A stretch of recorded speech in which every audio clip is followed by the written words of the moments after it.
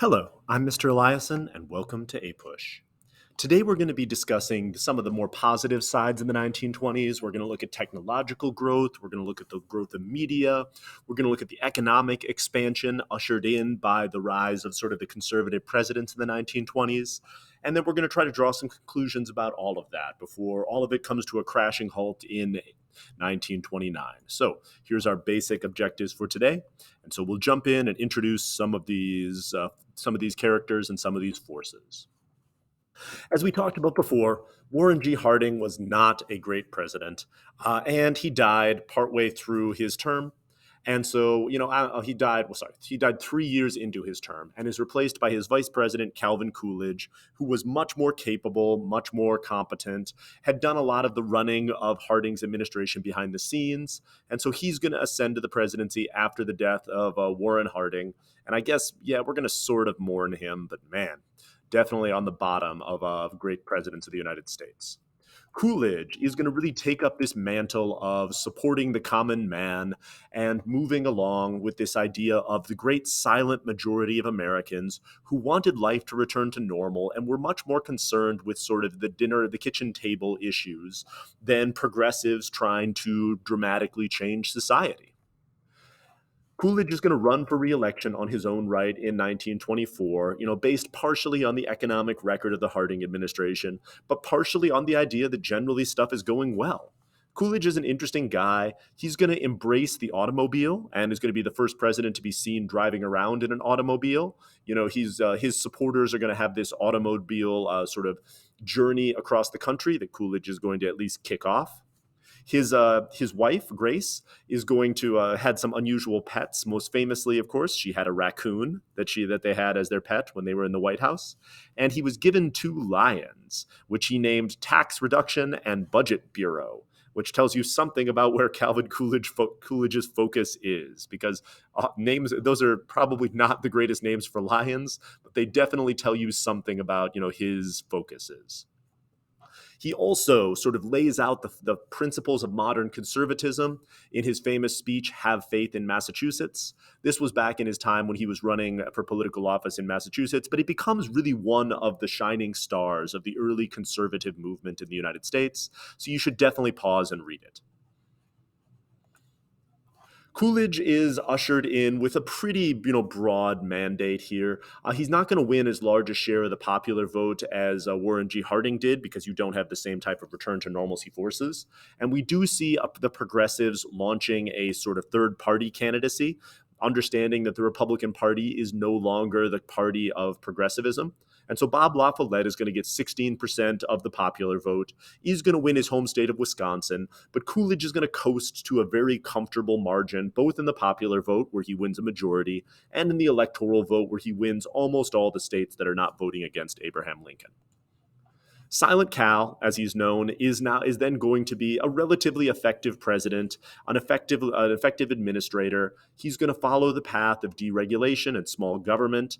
Really, as far as drawing comparisons go, you could really draw a comparison between Calvin Coolidge and Grover Cleveland, as far as very businesslike, very against corruption, against what they see as government waste.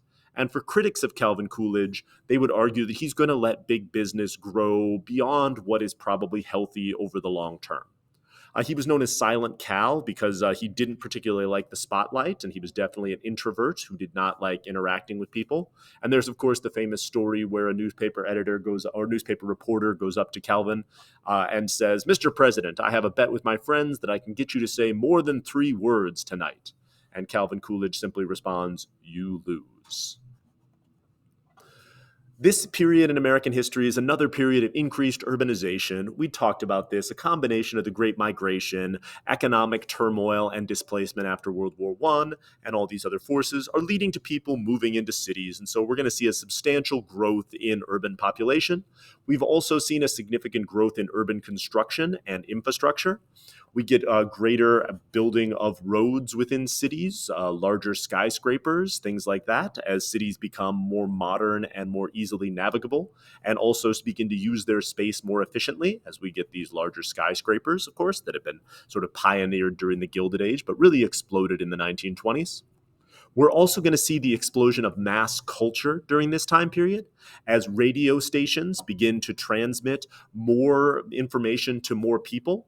And so this was a good way to sort of communicate and to send the same sort of messages and the same type of music and the same type of entertainment broadcasts and things like that to more people. And so really the growth of these radio stations create a much more standard, widespread American culture than we'd ever seen before.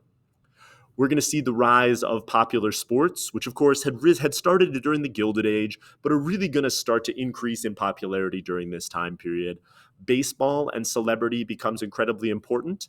After the horrifying scandal of the 1919 World Series, Babe Ruth helps to restore faith in the sport by popularizing this home run that he has, where he's going to focus as opposed to sort of strategically hitting the ball, instead hitting the baseball out of the park in order to make sure that you score runs.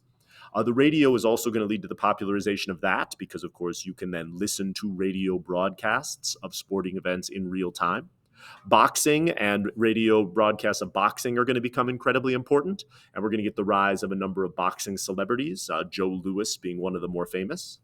And we're going to get the rise of this thing called the National Football League, these sort of professional football teams based mostly in the Northeast. They're going to play against each other, and so we're going to see the movement of football moving from more of a collegiate sport to a professional sport, with people watching and listening on the radio. We're also going to see the rise of teenagers during this time. This idea that there's this time period between childhood and adulthood where young people have more freedom to embrace new fashions, embrace new dance crazes like the Charleston, go out and sort of explore what being an adult is without all the responsibilities of adulthood. So that's going to happen during this time period, and although it's going to be perfected in the 1950s, you should probably need to understand that it starts to emerge during this time period, as does the phrase teenager. So if you're interested in the Charleston, there's lots of videos out there about what the Charleston looks like, but we get the beginning of dance crazes, just like we have dance crazes today, and young people going out and doing all of these things. We also get significant economic growth during this time period as the deregulation and the sort of reorganization and friction of the First World War goes away. We see, of course, this economic dip after the First World War, but then a substantial growth in the U.S. economy, both because businesses are freed up to not have to follow as many federal regulations, but also increasing demand for consumer products and increasing worldwide demand during this time period skyrockets. We also see the growth of consumer credit, the idea that individuals can buy things and then pay for them later. This greatly expands throughout the 1920s, as does the pattern of taking on consumer debt, which allows people to purchase far more than they would be able to buy if they just had to save up for all of it. We're going to see a substantial growth in the value of stocks during this time period, especially increasing in the late 1920s. So you can see here the value of stocks increasing. And as Americans who invested in these stocks then sell them, this provides them lots of extra money to go out and do all the things that they, previously wanted to do. We can see here this description of how life is changing for Americans. So we'll let Herbert Hoover lay out this whole idea of increased business consolidation. And then again, look at how the standard of living for Americans is substantially growing in the 1920s. So pause, take this in, and then we'll move forward. All of this is going to lead to an increased growth of consumerism, just like we saw during the Gilded Age.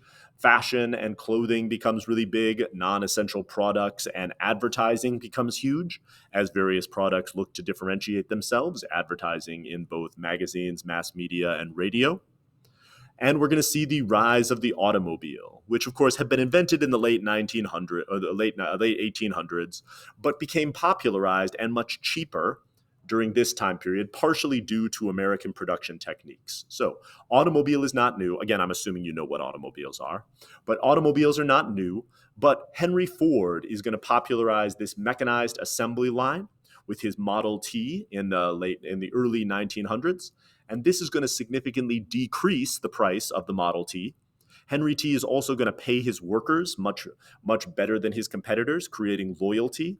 And because he's got loyalty from these workers, they're going to stay on, and he's going to be able to standardize and make a much more efficient his production process, which keeps prices low and keeps his Model T affordable for most Americans. And so a significantly larger portion of the population are going to get these personal automobiles, which are going to, of course, create demands for infrastructure, which of course also leads to spending and economic growth. And all of this somewhat reinforces itself. We'll get to Henry Ford. Henry Ford has some problematic aspects too, which we'll get to in the future. But for right now, the arrival of the automobile and this new phenomena of Americans driving is going to become incredibly important. So if you're interested, go and watch videos on this, and we're going to move on from here. Air travel is going to become much expanded is going to expand greatly during this time period as well. Of course, the first flight was by the Wright brothers at Kitty Hawk back in the early 1900s.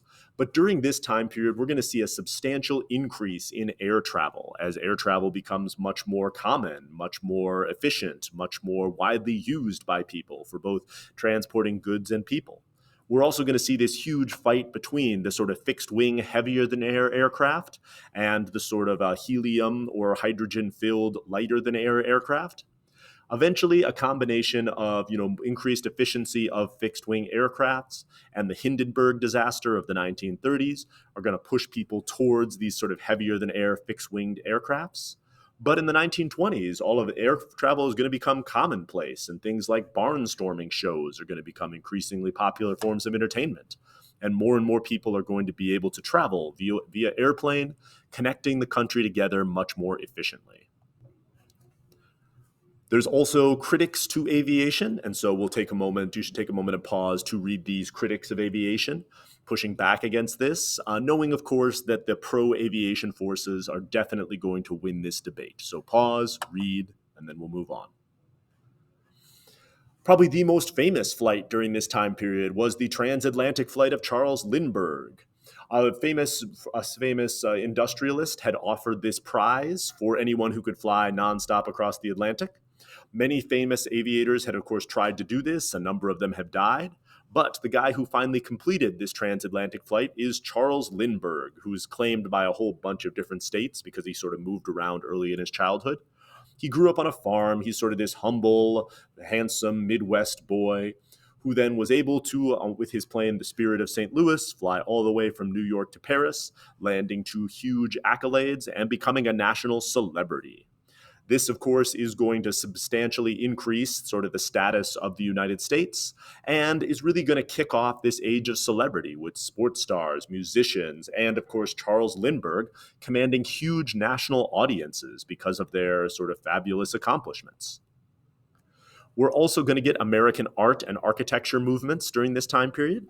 Despite the fact that I'm 100% not qualified to talk about any of this stuff, I feel like I would be remiss if I didn't mention that we get people like Aaron Copland and George Gershwin composing much more traditional pieces and contributing to sort of the American music scene. So it's not just jazz and blues in the 1920s. We get people like Georgia O'Keeffe contributing to the whole American realist movement as far as art goes. It's not all surrealists and cubists and abstract artists. And you should probably know Frank Lloyd Wright because he established the prairie modern style of architecture, which has all of these sort of straight lines, exposed beams, things like that. And of course, it's noteworthy because at the high school that I teach at, our library is designed in a very prairie modern style. And so you should be able to see the effect of Frank Lloyd Wright's architectural developments in lots of buildings within the United States. Finally, we've got the movies. The movies or the moving pictures are something that were developed in the late 1800s, originally by one of the people working for Thomas Edison. He created his Edison Film Company and copyrighted the technology in New Jersey. And he's going to, of course, create films like The Great Train Robbery, which you should absolutely 100% go and watch. You can look it up. It's pretty fantastic. We get the rise of silent movies during this time period with people like Charlie Chaplin starring in a whole bunch of silent films, which you should, again, absolutely go and watch. I'm not going to show them during this video here, but they exist. Go out, Google them, and take them in. And we get the first talkie during this time period. A talkie is, of course, a moving picture that has voices in it as well. Al Jolson's The Jazz Singer, which unfortunately involves him performing in blackface for a significant portion of it, is nonetheless the first movie to incorporate in speech, which is going to change how we perceive movies. So if you're interested in all that stuff, definitely dive in and go and explore all of those pieces. So that brings us to the end of the 1920s for today. We see a lot of elements of the modern world showing up in the 1920s. We see some callbacks to the Gilded Age and the politics of that time period, but also some stuff that should look spectacularly modern. So we'll leave it there, and when we come back next time, we'll look at the spectacular financial collapse of 1929 and how that ushered in the whole worldwide Great Depression. Thank you for listening.